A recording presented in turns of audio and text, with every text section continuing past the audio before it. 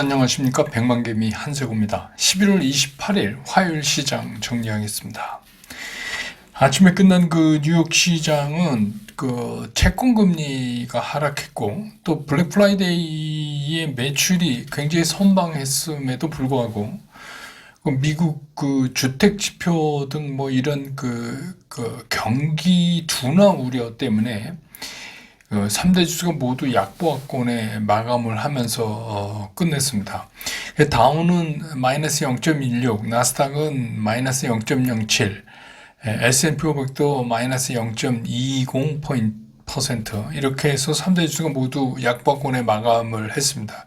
그렇지만 이제 우리 시장은 조금 어제 이제 미리 좀 정리가 된 탓도 있고, 그래서 코스피 시장은 0.4% 이상, 그래서 처음에 아예 2,500을 다시 회복을 하면서 그렇게 출발해서 한 번도 마이너스권으로 뒷걸음치지 않고 계속해서 상승권을 유지해 나갔고, 오늘 뭐 이런 코스피가 상승하는데 역시 그 주력은 기관이었습니다.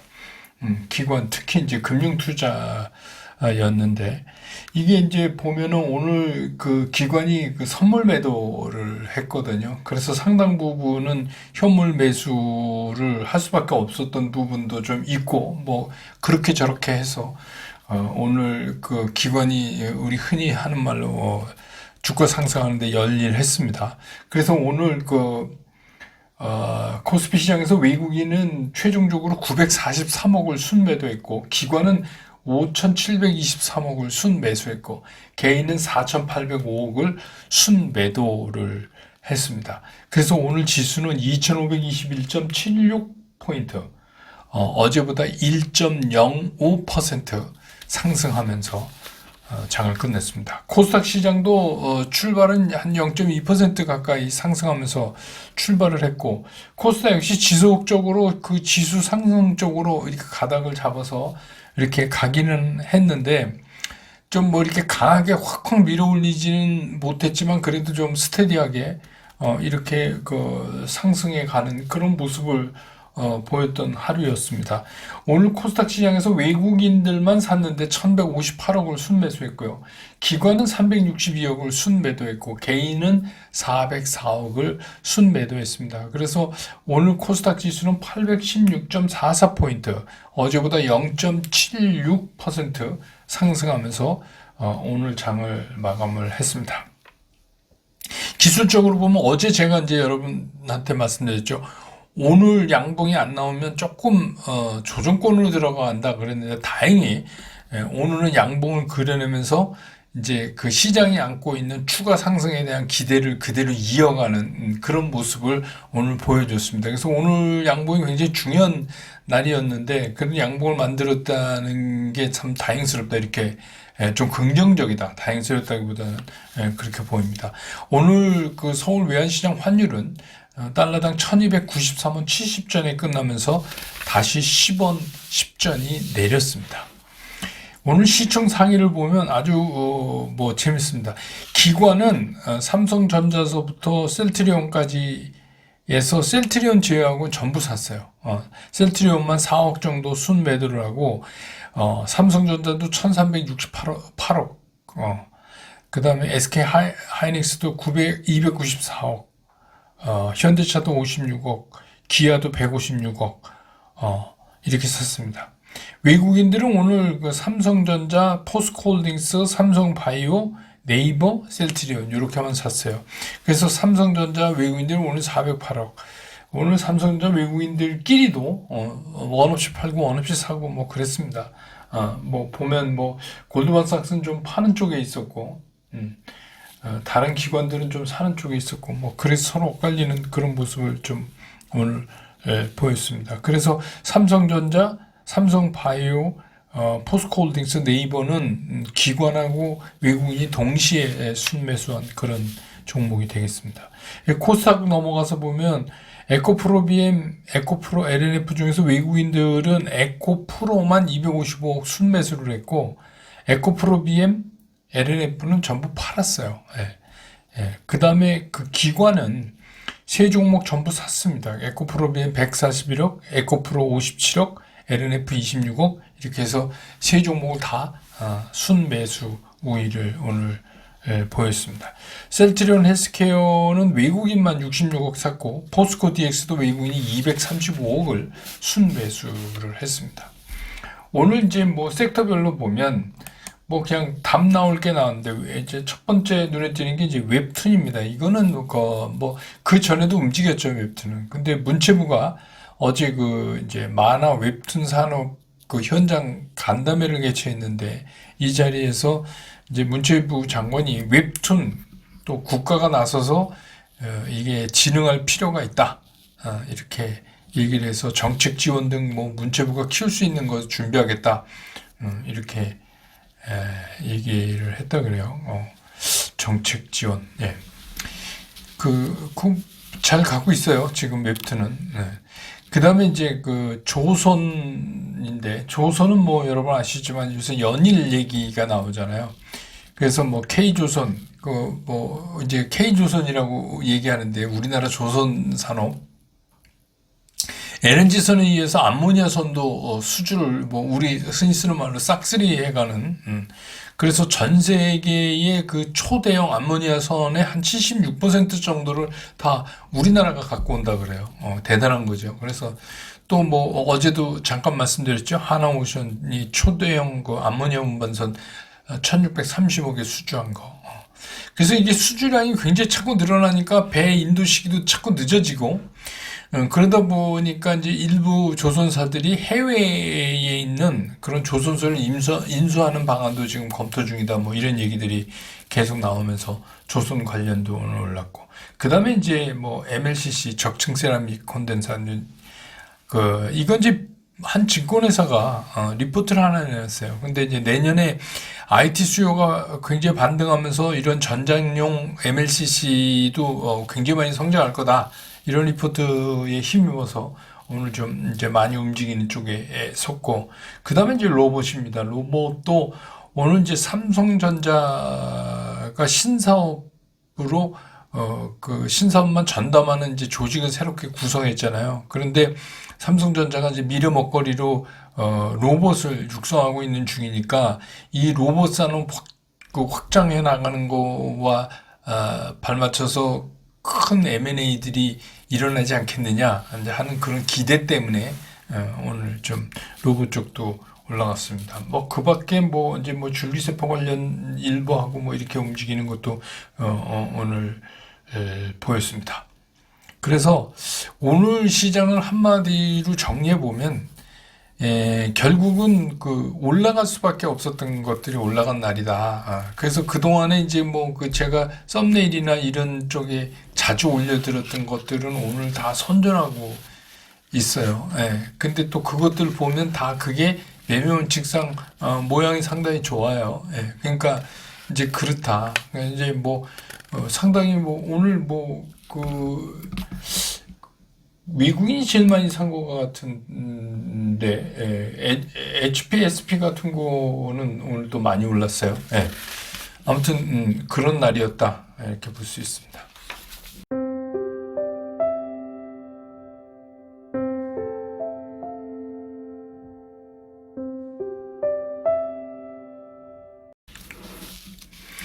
이제 시장 얘기를 좀 하면, 이제 슬슬 이제 한 달 남았잖아요. 연말이 이제 다가오니까 이제 내년도 시장에 대한 이제 전망들이 많이 나오고 또 전망도 요청하고 뭐 이렇습니다. 그래서 뭐 저한테도 다음 달에 뭐 다른 채널들 있잖아요. 그런 데서 이제 뭐 출연 부탁 이렇게 하고 또 나와서 내년 전망을 좀 부탁한다 이랬는데 사실 저는 요새 많이 억제하고 있어요. 나가는 거를. 왜냐하면은 제가 이제 스쿨 회원분들한테 시장 그때그때 핫한 뭐 소식이나 흐름을 좀 전해드려야 되는데 거기 나가서 이제 녹화를 하면 이제 그걸 못 하잖아요. 그래서 이제 좀 그런 날은 뭐 자주 나가지는 않지만 죄송하고 뭐 그래요. 그래서 하여튼 12월은 그래도 한 두 군데는 꼭 나가야 될 것 같은 생각이 들어서 그래서 제가 그냥 일반적으로 나가는 거 차일피일 이렇게 하고 가능하면 좀 안 나가려고 그럽니다. 그 자꾸 뭐 지금 여기저기 떠들고 다니는 게 아니다 싶은 생각도 들고요. 그리고 또 뭐 나이 먹은 사람이 자꾸 그러고 다니면 안 되는 것 같아서 안 하려고 굉장히 억제를 하는데 아무튼 뭐 12월이 되니까 저한테도 이제 자꾸 그런 부탁 들어오고 그렇습니다. 근데 이제 시장이라는 게 그렇듯이 언제 어느 때 누구한테 물어봐도 시장은 딱 두 가지로 갈려요. 크게. 예, 낙관적으로 시장을 보는 그런 의견을 가진 분도 있고 또 시장을 또 비관적으로 보는 분도 있고 그래서 이제 그게 늘 충돌하니까 이제 시장이라는 게 형성되고 누구는 팔고 누구는 사고 뭐 이러는 거겠죠. 근데 이제 뭐 비관론 피는 분들은 과거에 예를 들어서 경기 침체 때문에 내년에 한 30% 정도 주가가 하락할 거다 이렇게 얘기하고 뭐 지금 뭐 단기적으로 반짝하고 이런 거 다 소용없다. 길게 보면 이제 주가 빠진다 이렇게 이제 뭐 또 얘기하고 또 낙관론을 피는 분들은 2022년에 갔던 이제 S&P 500 기준으로 해갖고 그 4,900 넘어서 내년에는 한 5,100 정도 가지 않겠냐 뭐 이제 이렇게 희망적인 의견을 내놓고 그렇습니다. 근데 이제 제가 그 여러분들한테 자주 말씀을 드리는 거지만 사실은 이 시장에 대한 예측이라는 게 주식 투자하는데 사실 별 의미가 없어요. 근데 이제 많은 분들이 특히 이제 뭐 카렌더 베이스로 해가 바뀌거나 그러면 뭔가 뭐 이렇게 알고 싶어 하고 뭐 그러죠. 근데 여러분 기억을 되돌려서 보시면 올해 출발할 때 작년 연말 올해 넘어올 때 증권회사들이 얘기한 예측이 다 틀렸어요.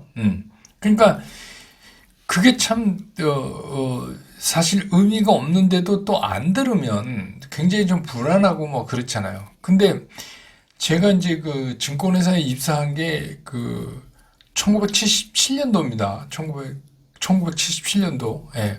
그때 이제 총 선보증권 나중에 대우증권으로 바꾸고 지금은 이제 미래에셋대우가 된 그 증권사지만 거기에 이제 제가 그 입사를 해서 그동안 쭉 주식시장을 이제 보면서 지내왔는데 증권회사 연말마다 나오는 증권회사 예측이 맞은 해가 제 기억으로 한 해도 없어요. 한 해도 없어요. 그러니까 그게 그러니까 이제 뭐 상저하고 뭐 상고 하저 뭐 얘기하고 뭐 그런 것들이 자꾸 틀린단 말이에요. 그래서 사실은 주시장이 재밌는 거예요. 그래서 이제 뭐 그런 얘기도 있죠. 증권회사의 주가 예측은 틀리기 위해서 존재한다. 뭐 이제 이렇게 좀 놀리고 뭐 그렇게 하는 얘기도 있는데 그러면 증권회사나 뭐 이런 내년도 시장에 대한 예측이 전혀 의미가 없냐? 또 그건 아니에요. 왜 그러냐면 이거는 우리가 주식 시장을 예측할 때는 그냥 예측하는 게 아니에요. 갑자기 뭐 신기가 있는 무당이나 무속인처럼 올라 뭐 떨어져 이러는 게 아니라 그거를 설명하기 위해서 여러 가지 얘기들을 하잖아요. 상황이 이렇고 이런 논리를 근거로 해서 나는 이렇게 생각하고 이게 이렇게. 근데 이제 이게 왜 틀리냐 하면 그때 제시했던 그 조건들 있잖아요. 시장의 컨디션들이 그대로 흘러가지 않는다는 데 문제가 있는 거예요. 그러니까 그게 계속 바뀌는 거예요. 만약에 그 예측한 사람이 제시했던 그 상황으로 그대로 이어져 간다면 그런 결과가 나오겠죠. 근데 우리가 사는 세상이 그렇지가 않잖아요. 돌발 변수도 많고 그러기 때문에 그게 이제 맞을 수가 없는 거예요. 그럼 맞지도 않는 예측을 우리는 왜 해야 되느냐? 이거는 이렇게 생각하시면 돼요. 이게 예행 연습을 하는 거예요. 그러니까 이런 상황이 되면 우리는 이렇게 시장이 될 거고 그럼 우리는 이렇게 대처한다. 뭐 이런 겁니다. 그러니까 예를 들어서 미국하고 우리하고 막 군사훈련, 합동 군사훈련 이런 거 하잖아요. 근데 그거 뭐 의미 없다 하지 말자 이게 아니라 그 군사훈련 하면 뭐 이러잖아요. 적군이 뭐 어떻게 됐을 때 우리는 어떻게 대비하고 뭐 이런 거 하는 거잖아요. 그러니까 그게 일종의 예행 연습이라는 거예요. 꼭 그렇게 된다는 게 아니라 그런 여러 가지 상황을 우리가 이제 감안해서 이렇게 하는 거다.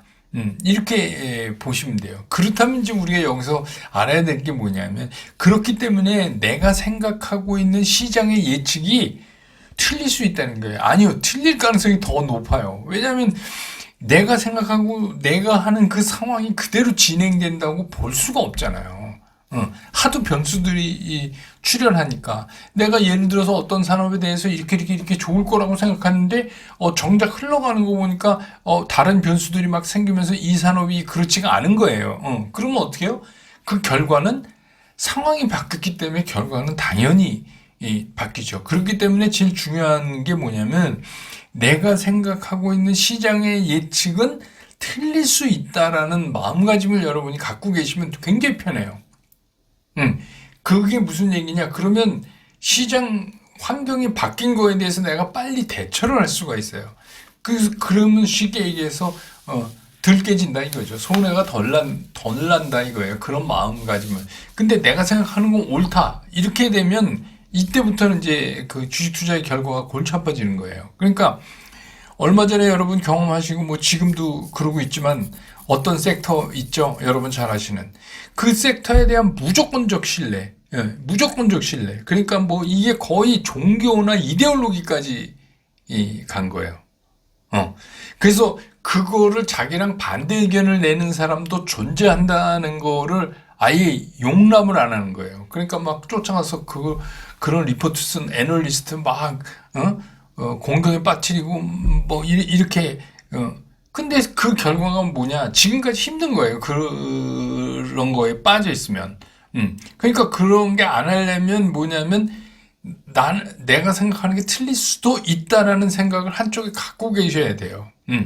그러니까 이제 그런 일이 벌어지면 어떤 게 되냐면, 뭐 이제 저를 포함해서 이제 많은 사람들이 얘기를 안 해요. 그 분야에 대해서 언급을 자꾸 안 하려고 해요. 왜냐면 언급을 하면 막 댓글 달리고 넌 뭐냐 막 이제 막 이렇게 나오니까 그러니까 이제 안 하려고 그러죠. 뭐 말은 그렇게 합니다. 말은 나쁜 거를 얘기해 주셔야 우리가 도움을 받죠. 뭐 이렇게 말은 하지만 정작 하면 그냥 악플이 달리는 거예요. 그러니까 뭐 굳이 그럴 이유가 없으니까 가능하면 그쪽 분야는 안 건드리고 가려고 이제 자꾸 하는 거죠. 그러면 그게 어떤 결과를 가져오냐? 그냥 계속 원웨이로 달려가는 거예요. 제동을 못 걸어줘요. 아무도. 그러면 그냥 원웨이로 너무 치우쳐서 가는 거예요. 그거를 이제 제가 언젠가 말씀드렸죠. 그 도구마에 빠지는 거라고. 그러면 그거는 어떻게 뭐 방법이 없는 거예요. 그러니까 막 그 원초적인 문제까지 막 들어가게 되는 거죠. 그럼 너는 이 산업이 나쁘단 말이냐. 그러니까 이거 그런 이분법적 나쁘지 않으면 좋은 것밖에 없는 그런 이제 그런 걸로 이제 자꾸 가게 되니까 결국은 그런 거에 대한 최종적인 그 손해는 누가 입냐? 투자자가 받는 거예요. 투자자가. 그러니까 그런 마음가짐이 있어야 된다. 그래서 요즘 이제 시장을 보면서 우리가 이제 두 가지를 좀 주로 봐야 돼요. 지금 시장 뭐 이제 뭐 다 나왔고 뭐 얘기할 사람 다 얘기하고 저도 사실 뭐 할 얘기도 별로 없어요. 딴 데 가서 뭐 이렇게 다른 채널에서. 근데 이제 두 가지가 하나가 뭐냐면 미국에서의 개인 소비의 추세예요. 이게 이제 어떻게 흘러가느냐. 이게 미국에서 이 개인 소비 추세가 이게 굉장히 위축되면 우리가 이제 바로 나오는 게 뭐죠? 경기 침체 얘기가 안 나올 수가 없는 거죠. 네. 그런 거고. 또 반대로 또 인플레이션에 대한 심리예요. 그 인플레이션에 대한 심리를 사람들이 어떻게 하고 있느냐. 그래서 뭐 최근에 이제 추수감사서부터 그 사이버 먼데이 뭐 요때까지 매출이 우리가 애초 예상한 것보다 조금 좋았었잖아요.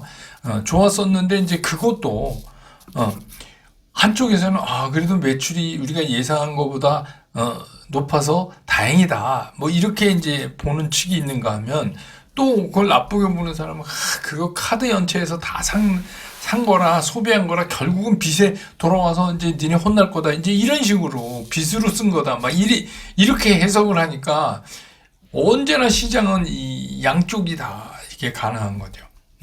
그리고 이제 인플레이션 같은 것도 사실은 우리가 이제 그 가만히 따지고 보면 전쟁은 안 끝났지만 사실은 우크라이나 전쟁 일어나기 전으로 거의 이제 공급망도 이제 많이 좋아졌어요. 지금 보면 거의 복구됐어요. 그럼에도 불구하고 뭐 인플레이션 잡히는 게 눈에 띄게 나타나지 않는다는데 이제 고민이 있는 거예요. 연준의 고민도.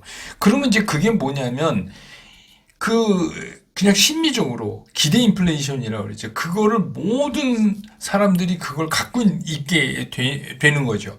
그렇게 되면 그게 높기 때문에 금리도 금리대로 굉장히 높은 고금리 수준을 유지해가고, 이게 이제 가장 걱정거리인 두 개. 그러니까 두 개가 공통으로 존재하면서 오래 끌면 이거 굉장히 힘들게 되는 거죠. 그게 우리말로 이제 고착화된다 이러잖아요. 그러니까 이제 그런 거가 지금 시장을 보는 핵심이에요. 뭐 시장은 뭐 누가 봐도 똑같은 거예요. 그러다 보니까 어떤 문제냐.